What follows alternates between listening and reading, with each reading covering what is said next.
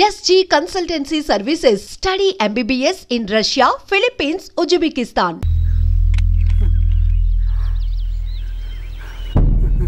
₹1,00,000 సంపాదించడానికి ఎన్ని రోజులు పడుతుంది? అడిగిన దానికి సూటిగా సమాధానం చెప్పు. ₹1,00,000 సంపాదించడానికి ఎన్ని రోజులు పడుతుంది? చెప్పురా ద్రోహి. అదే ఒక విప్లవకారుని తయారు చేయడానికి ఎన్ని రోజులు పడుతుంది తెలుసా? చెప్పురా. ఒక సూర్యగోళాన్ని సృష్టించినంత కష్టమరా. అలాంటి వాడిని ఒక 5,000 అమ్మేస్తావు కదరా.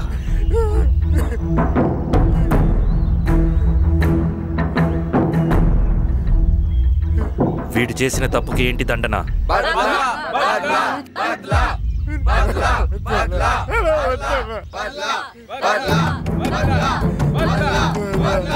నీలాగా డబ్బుకు కకృతిపడి విప్లవకారుల్ని బలిపెట్టే ప్రతి ఒక్కొక్కడికి నీ చావుకు గుణపాఠం కావాలి.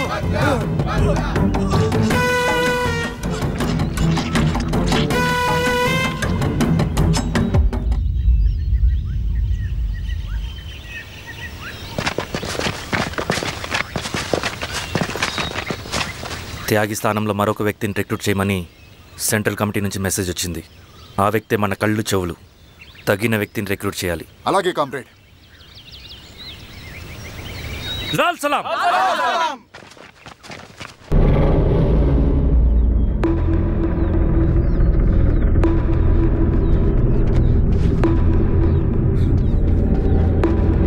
సార్ సార్ సార్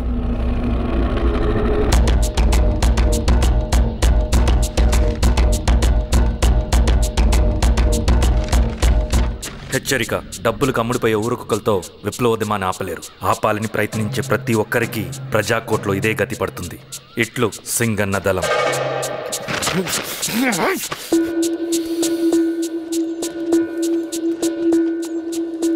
అయ్యా, మీకోసం చెన్నారెడ్డి గారు శేషారెడ్డి గారు వచ్చారండి. కూర్చోమని చెప్పు. సరే అండి.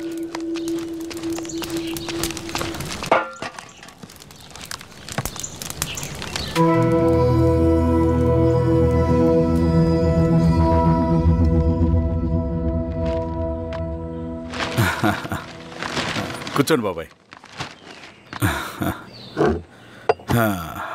ఏంటి బాబాయ్ పొద్దు పొద్దున ఎలా వచ్చారు? అదే ఈశ్వరా, రైతు కూలీల విషయం. అవును బాబాయ్, ఈ విషయం పెద్దది కాకుండానే ఇక్కడే తుంచేయాలి. ఊళ్ళో అందరి సమస్య అదే ఈశ్వరా. వాళ్ళు సరిగ్గా సమయం చూసి కూలీ రేట్లు పెంచమంటున్నారు. ఒక 5-10 అయితే మనకు పెద్దగా బాధ ఉండేది కాదు.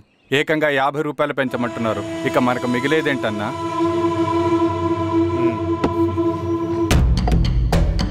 చెరువులోకి నీళ్ళు వచ్చేసరికి జలగలకి బలం పెరుగుతుందంట. ఆ అన్నలు అండ చూసుకుని కూలీ నా కొడుకులు రెచ్చిపోతున్నారు. అలా కొనసాగడానికి వీల్లేదు. ఓ గంటకి మీరందరూ పోలీస్ స్టేషన్కి రండి. అక్కడ మాట్లాడి ఏం చెయ్యాలో ఒక నిర్ణయానికి వద్దాం. అలాగే పద.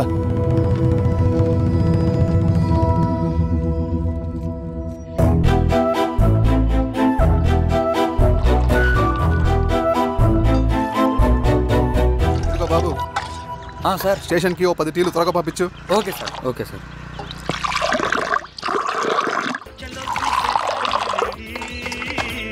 రెడ్డి గారు, బయట ఊరు నుంచి కూలీ వాళ్ళని తీసుకొస్తే ఇక్కడ ఊరోళ్ళు ఊరుకుంటారా? గొడవలకు వస్తారండి.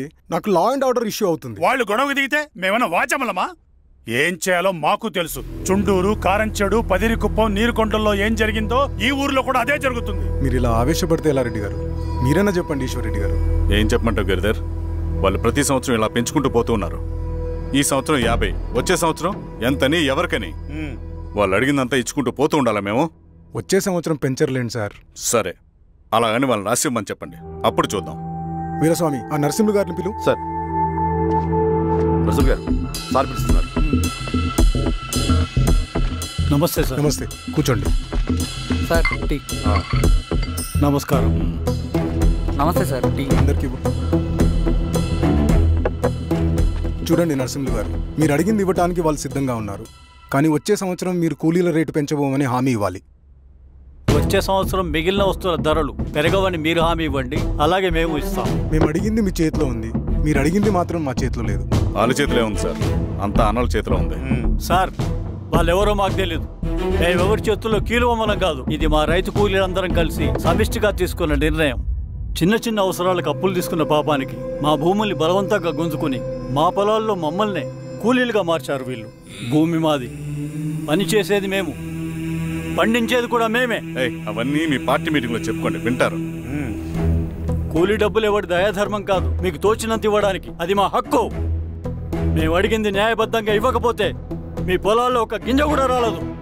పండిన పంటనంతా కాకులకి గద్దలకి వేసుకోవాల్సి వస్తుంది. ఇక దీని మీద చర్చ అనవసరం. వస్తాం. నరసింహులు గారు కొంచెం ఆగండి సార్, మీరేనా కొంచెం చెప్పండి సార్. కొవ్వెక్కిన ఎండ్రకాయ కన్నంలో ఇరుక్కుందంట. దాన్ని బయటికి ఎలా తీయాలో, కోసి కూర ఎలా వండుకోవాలో మాకు బాగా తెలుసు. పదండి బాబాయ్.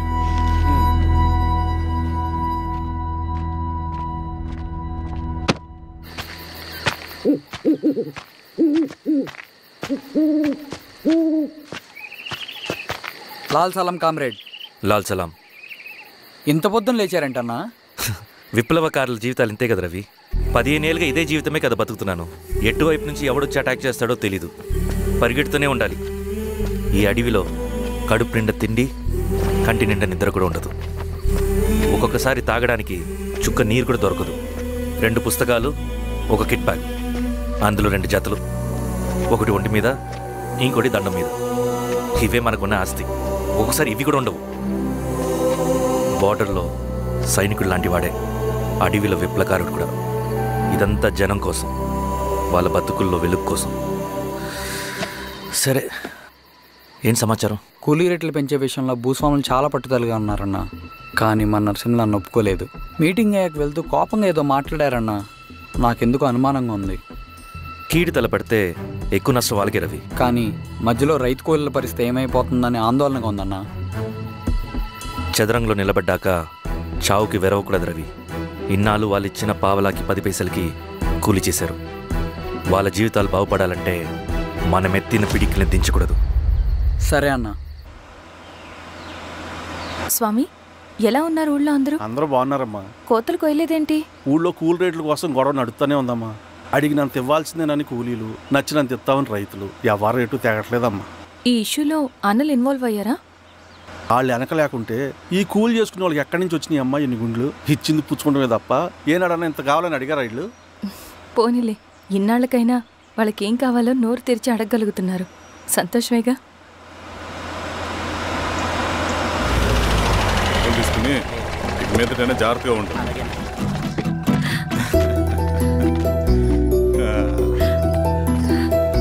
బాగున్నావమ్మా? బాగున్నానన్నయ్య, నువ్వెలా ఉన్నావు? బాగున్నాను. రా లోపలికి వెళ్దాం. కూర్చో. సో ప్రయాణం అంతా బాగానే జరిగింది కదా? నీ ఫేవరెట్ నెత్తిపూరి. రా వడ్డిస్తారా? ప్లేట్ తిప్పు. నాకొద్దన్నయ్య, నాకు మంచి కాఫీ తాగాలని ఉంది. అమ్మో, నీకు నచ్చినట్టు కాఫీ చేయాలంటే ఆ దేవుడి దిగి రావాలి తల్లి. ఏంటో అన్నయ్య, మంచి కాఫీ తాగకపోతే ఇక ఆ రోజంతా అదోలా ఉంటుంది నాకు. రేయ్ సామే, అర్థమైంది. శిరీష్ అమ్మకి మంచి కాఫీ కావాలి, అంతేగా నేను వెళ్ళి పట్టుకొచ్చేస్తా. ఎక్కడికి స్వామి? మన ఊళ్ళో మెగాస్టార్ హోటల్ ఉందమ్మా, అందులో కాఫీ చాలా బాగుంటుంది. నేను వెళ్ళి పట్టుకొచ్చేస్తా. స్వామి, కాఫీ అంటే అక్కడికే వెళ్ళి వేడి వేడిగా తాగాలి. నేను వస్తాను పద. అవునమ్మా, అక్కడ నేను కూడా తాగాను, చాలా బాగుంటుంది. వెళ్ళు. థ్యాంక్ యూ అన్నయ్య. ఆడుతూ పాడుతూ పని చేస్తాం.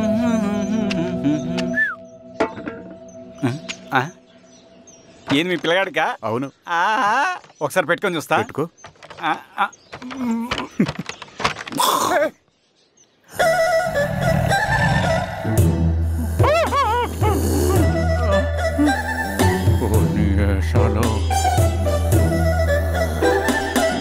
బట్టలు ఉంటే చూడండి, బట్టలు లేకుండా చంపేస్తా.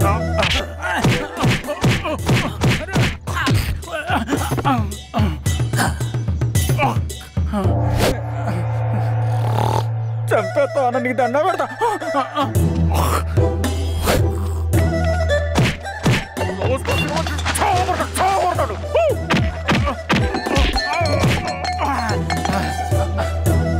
నేనన్నా పొట్టుని ఏందన్నా నాకు చంపుతాయంది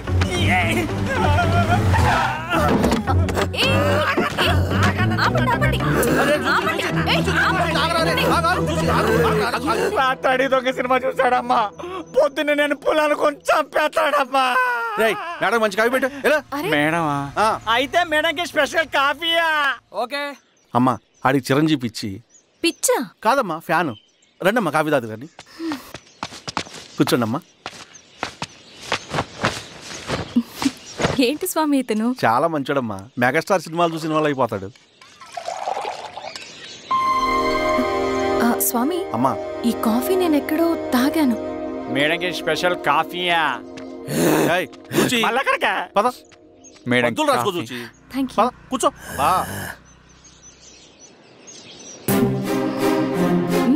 కాఫీ బాగుంది ఎవరు చేశారు మా రవణ పెట్టాడమ్మా రవి ఎవరు రమ్మన రవణ మేడం పిలుస్తున్నారు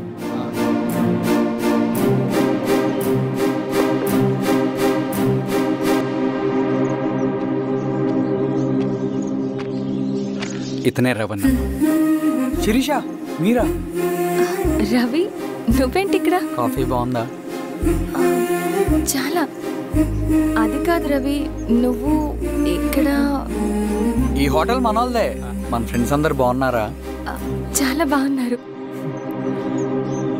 అవును మీరేంటి ఏమైంది అన్నా అన్నా ఏమైందన్నా అన్నా లే అన్నా స్వామి త్వరగా కారుదా జాగ్రత్త అన్నా త్వరగా పట్టిది అన్నా అన్నా త్వరగా పోనీ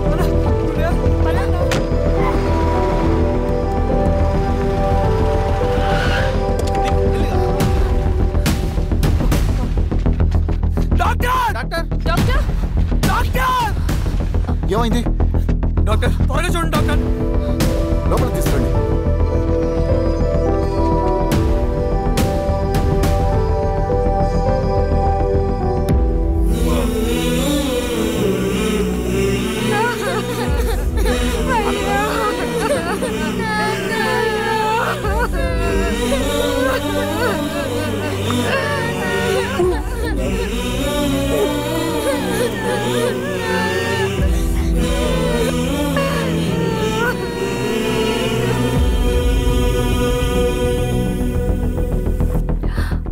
ఎలా ఉంది డాక్టర్ డాక్టర్ చనిపోయాడమ్మా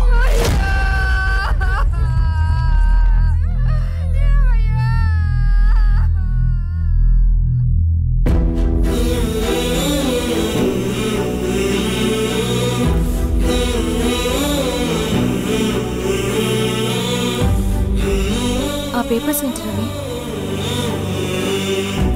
అతని భూమికి సంబంధించిన పేపర్స్ ఒక సంవత్సరం నుంచి ఈ పేపర్స్ పట్టుకుని ప్రతిరోజు ఎంఆర్ ఆఫీస్ చుట్టూ తిరిగేవాడు భూమిని తాకట్టు పెట్టి అప్పు తీసుకున్న పాపానికి టైంకి వడ్డీ కట్టలేదని అప్పిచ్చిన ఆ దొర ఎంఆర్ఓ ఆఫీస్లో లంచం ఇచ్చి భూమిని తన పేరు మీద రాయించుకున్నాడు ఈ ఎంఆర్ఓ ఆఫీస్లో ఎవరు నిజాయితీగా పనిచేయట్లేదండి చెట్టు కట్టి నరకాలు ఒక్కొక్కడిని నరికేయడం ఏంటి రవి నువ్వు కాగితం మీద ఒక బొమ్మ గీస్తావు ఒక చోట సరిగ్గా రాదు ఏం చేస్తావు ఎరేజర్తో సరిచేస్తావా లేకుంటే ఆ పేపర్ని చింపేస్తావా మరి మనుషుల విషయంలో ఎందుకు రాదు ఆ ఆలోచన తప్పు చేసిన ప్రతి ఒక్కరిని నరుక్కుంటూ పోతే చివరికి మిగిలేది మనుషులు కాదు శవాలు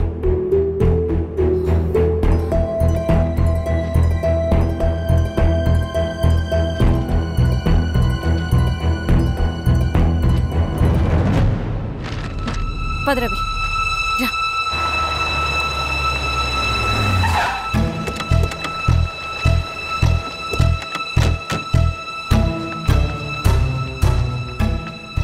పానుకోటి నర్సరీ ల్యాండ్ ఎవరు చూస్తున్నారు మీరెవరు ఇదిగోండి అప్లికేషన్ ఇది డిస్ప్యూట్ ల్యాండ్ ఎవడేం చేయలేడు నీ నిర్లక్ష్యం నీ లెక్కలేనితనం వల్ల ఒక నిండు ప్రాణం పోయింది ఒక కుటుంబమే రోడ్డు మీద పడింది తెలుసా ఏంటమ్మా గొడవ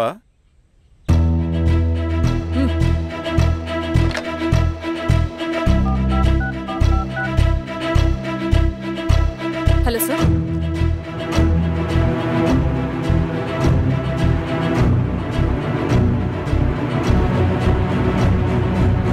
okay sir. You are dismissed. Peon, నేను ఒక పేపర్ ఇస్తాను, అది కలెక్టర్ గారికి ఫ్యాక్స్ చేయి. అలాగే మేడం. ఎవరమ్మా మీరు? ఈ ఊరికి కొత్తగా వచ్చిన ఎంఆర్ఓ.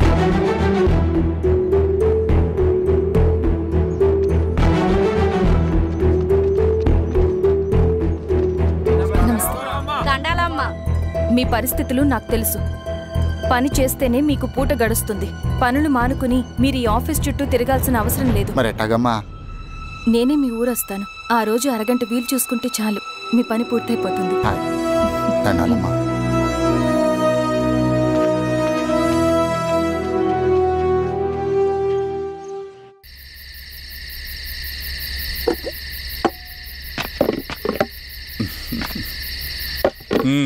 ఎంఆర్ఓ గారు, ఏంటి ఛార్జ్ తీసుకున్న మొదటి రోజే ఆఫీస్లో మీ పవర్ చూపించారట? అన్నయ్య, నువ్వు సస్పెండ్ చేసిన వ్యక్తి నా దగ్గరికి వచ్చాడమ్మా. పాపం కన్నీళ్లు పెట్టుకున్నాడు. అతడి వల్ల నష్టపోయిన ఒక వ్యక్తి నా కళ్ళ ముందు చనిపోయాడన్నయ్య. కన్నీళ్లు ఎన్నిసార్లు తుడుచుకున్నా పోతాయి, కానీ వీళ్ళ నిర్లక్ష్యంతో పేదవాళ్ల ప్రాణాలే పోతున్నాయి. అన్నయ్య, మన ఊరి సమస్య పేదరికం కాదు, నక్సలిజం. నాలాంటి ప్రభుత్వ ఉద్యోగులు వాళ్ళ డ్యూటీలు సక్రమంగా చేయకపోవడం వల్ల విసిగిపోయిన జనం అడవిలో వాళ్ల హెల్ప్ తీసుకుంటున్నారు. ఒక వ్యవస్థ ఇక్కడ సరిగ్గా పనిచేయనందుకే మరో వ్యవస్థ అక్కడ పుట్టింది. అందుకే నా పన్నం చేయనివ్వండి. స్నానం చేసి రండి, భోజనం చేద్దాం.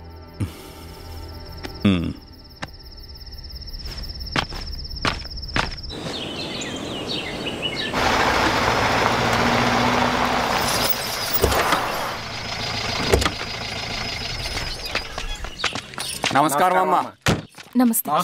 ఇలా రండి. మీ ఊరు నుంచి కొందరు ఎంఆర్ఓ ఆఫీస్లో అప్లికేషన్స్ ఇచ్చారు. తను వాళ్ళ పేర్లు చెప్తారు, వాళ్ళని పిలవండి. అలాగే మేడం. వెళ్ళండి. Madam, coffee. నువ్వెప్పుడు వచ్చావు రవి? మీరు గంటకోసారి కాఫీ కావాలంటారు కదా, మాటి మాటికి వెళ్ళి రావడం ఎందుకని వచ్చేసా.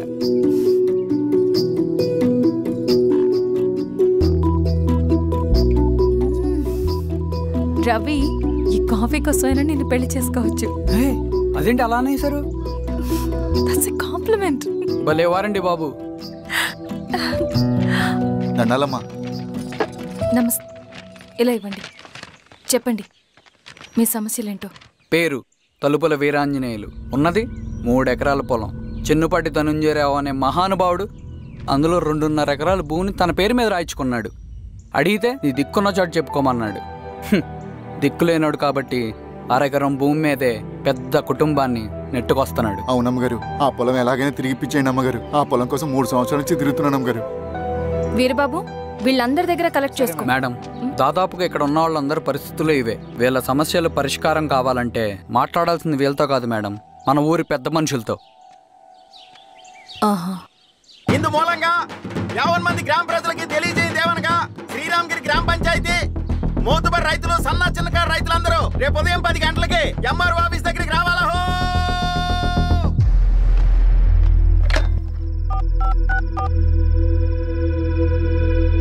హలో, ఎవరు? నమస్తే బాబాయ్, నేను ఈశ్వర్ రెడ్డి. ఎలా ఉన్నావు? బాగున్నా. చెప్పు బాబాయ్. శిరీష్ ఎంఆర్ ఆఫీస్లో భూ సమస్యల గురించి రేపు మీటింగ్ ఏర్పాటు చేసింది. ఈ విషయం మన వాళ్ళంతా ఎలా తీసుకుంటారో అర్థం కావట్లేదు. అందుకనే మీకు ఫోన్ చేశాను. శిరీష్ చెప్పింది చేయండి, అదే మనకి కలిసి వస్తుంది. సరే బాబాయ్, ఉంటాను.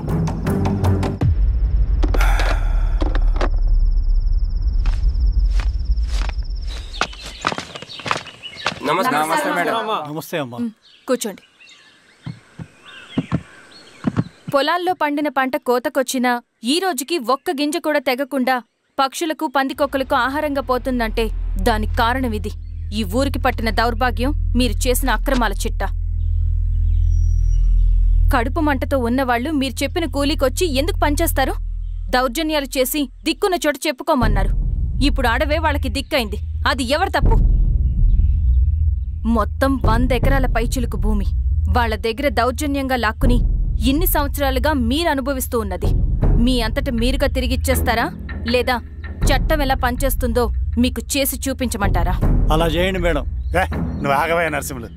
ఏం చేయాలో మా ఎంఆర్ఓ గారికి బాగా తెలుసు. అట్టా కానివ్వండమ్మా. ఇస్తే మీ పొలాలు ఇవ్వండి, మా వివం. మీ పేరేంటి? సామిరెడ్డి. రూల్స్ ప్రకారం వెళ్తే మీ మొత్తం పొలం పోతుంది. కూర్చోండి. సామిరెడ్డి కూర్చో.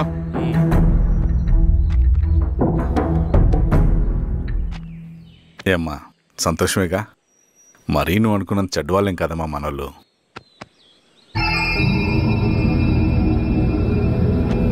పదనాన్న. నమస్తే. పెద్ద ఆయన చెప్పాడు అంతా మన మంచికే. పోను పోను నీకే అర్థం అవుతుంది. ఎన్నాళ్ళకి మీకు మంచి జరుగుతుంది.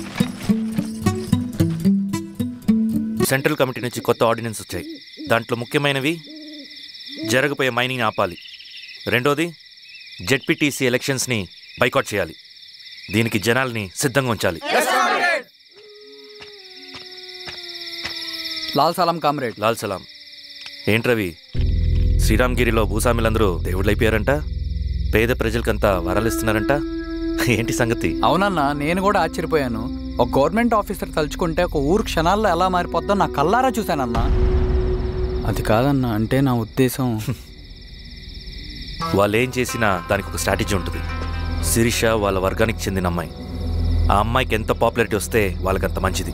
ఎందుకంటే వాళ్ళ అన్నయ్య ఈశ్వర్ రెడ్డి రాబోయే జెడ్పీటీసీ ఎలక్షన్స్లో చైర్మన్గా పోటీ చేయబోతున్నాడు. ఈ అభిమానం మొత్తం వాళ్ళు ఓట్ బ్యాంక్గా మార్చుకోపోతున్నారు. అంటే అన్నా, శిరీష అయినా ఎవరైనా ఒకే తాను ముక్కలే. అధికారమే వాళ్ళ అవసరం తీరుస్తుంది. వీళ్ళందరూ అధికారం కోసం ప్రయత్నం చేసేది వాళ్ళ ఉనికిని కాపాడుకోవటం కోసమే. రేపే నామినేషన్ వేస్తున్నారు.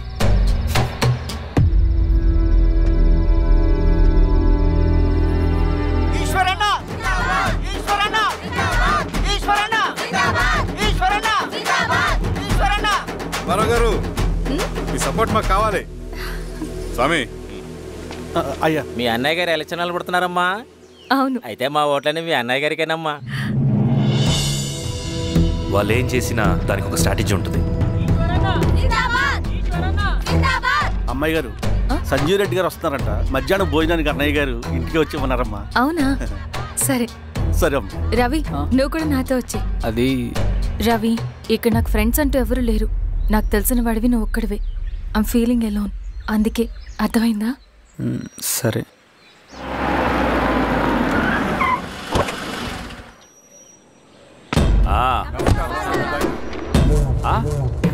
సురా, బాగున్నావా?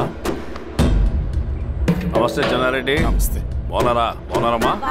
సుబ్బారెడ్డి, ఊళ్ళో మనోళ్ళంతా బాగున్నారు కదా? ఈశ్వరా, అంతా బాగున్నారు బాబాయ్. సంతోషం. ఈసారి మళ్ళీ మనం ఏకగ్రీవం అవ్వాలి రెడ్డి. మనకు పోటీ లేదు, మనదే విజయం. సంతోషం. కూర్చోండి.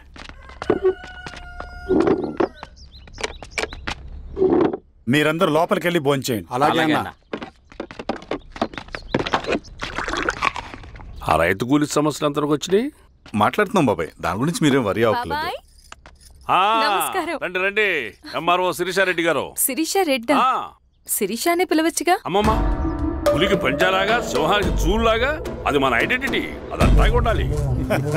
సరే బాబాయ్, నేను ఫ్రెష్ అయ్యేస్తాను, మీరు కానివ్వండి. అయినా ఈ కాలం చదువుకున్న ఆడపిల్లలతో మాట్లాడటం చాలా కష్టం. చుట్టుపక్కల శిరీషకున్న ఇమేజ్ మనకి చాలా మంచి అయింది ఈశ్వర. నేను అడగకముందే పార్టీ హైకమాండ్ సర్వే చేయించి నీకే ఫేవర్గా ఉండడం వల్ల టికెట్ ఇచ్చింది.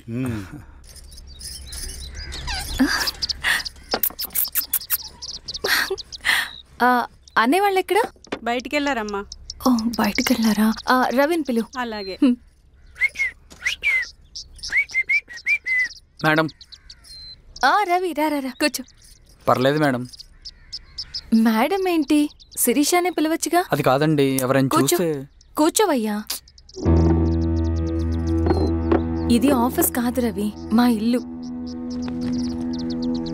పట్టించు. సరే అమ్మా.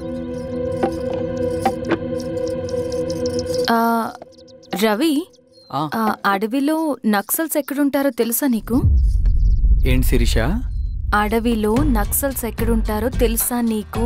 ఎందుకు శిరీష గారు? తెలుసా తెలీదా? నాకెలా తెలుస్తుందండి? చూచాయిగా ఆయన తెలీదా? సరే, ఎక్కడుంటారో నాకు ఐడియా ఉంది.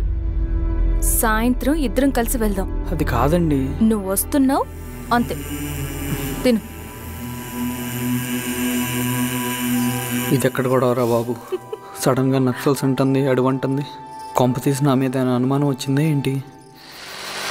రవి ఇక్కడే ఆపొకసారి. ఎందుకు ఇప్పుడు ఈ టైంలో అడ్వెంచర్లు?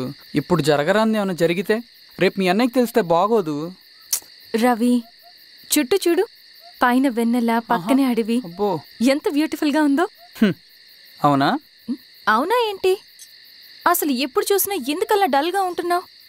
కాలేజ్లో ఇలా ఉండేవాడివి కాదు కదా, ఏమైంది? అది ఒక్క నిమిషం. హలో మేడం, పేషెంట్కి అర్జెంటుగా ఏ పాజిటివ్ బ్లడ్ కావాలి మేడం. రవి అర్జెంటుగా హాస్పిటల్కి పోనీ. ఏమైంది? పోనీ. రండి మేడం, ప్లీజ్ రండి. పోలీసులకి నక్సల్స్కి కాల్పులు జరిగాయి. ఆ కాల్పుల్లో గూడెం కుర్రాడు ప్రాణాపాయ స్థితిలో ఉన్నాడు. తన బ్లడ్ మీ బ్లడ్ సేమ్. ఆ బ్లడ్ గ్రూప్ మా హాస్పిటల్లో లేదు, అందుకే మీకు కాల్ చేశాను. ఓ అవునా? అవును మేడం. పదండి డాక్టర్. Thank you madam.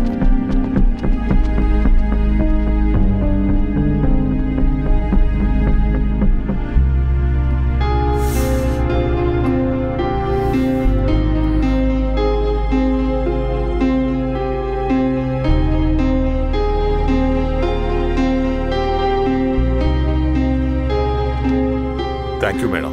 పర్లేదు డాక్టర్. ఇప్పుడు అతనికి ఎలా ఉంది? తను స్పృహలో లేడు మేడం. రవి నీ దగ్గర మనీ ఉందా? ఉన్నాయి. ఇవ్వు. ఇది అతనికి అందించండి, జాగ్రత్తగా చూసుకోండి. అలాగే మేడం. రవణ రవణ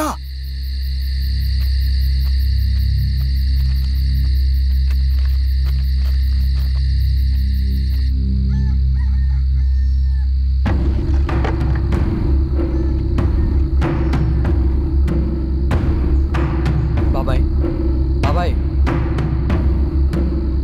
ఏంటి ఈ టైంలో వచ్చావు?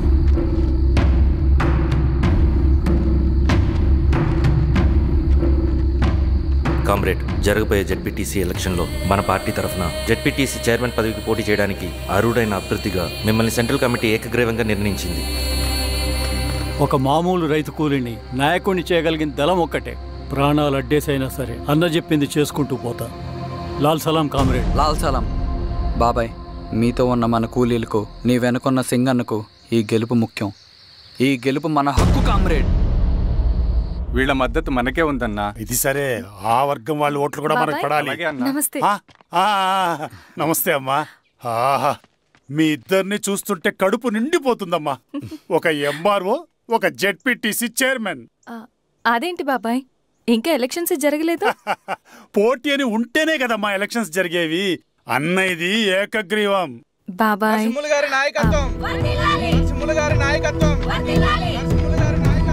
ఓ, అయితే పోటీ ఉందన్నమాట. స్వామి, కార్తీ, ఆఫీస్కి వెళ్దాం. అలాగే రండి.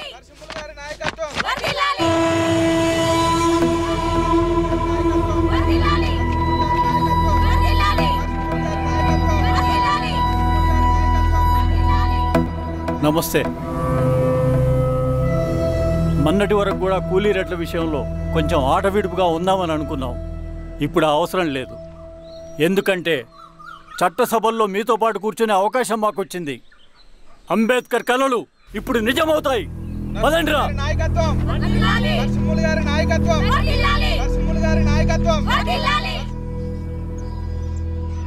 ఆ నరసింహ ఎలక్షన్ పోటీ చేయటం ఏంటి? నా కర్మ వీరస్వామి, నా పోస్టింగ్ ఉన్నప్పుడు ఇవన్నీ జరగాల. ప్రచారానికి మారువేషంలో అన్నాలు కూడా వస్తారేమో సార్. రాని ఎవడన్నా వచ్చి విప్లవం, ఉద్యమం అని మాట్లాడాడు అనుకో, నా కొడుకున్నప్పుడు గానీ జీవితమే ఒక ఆట, సాహసమే పుబాట. ఎదురే నాకు లేదు, నన్నెవడు ఆపలేడు.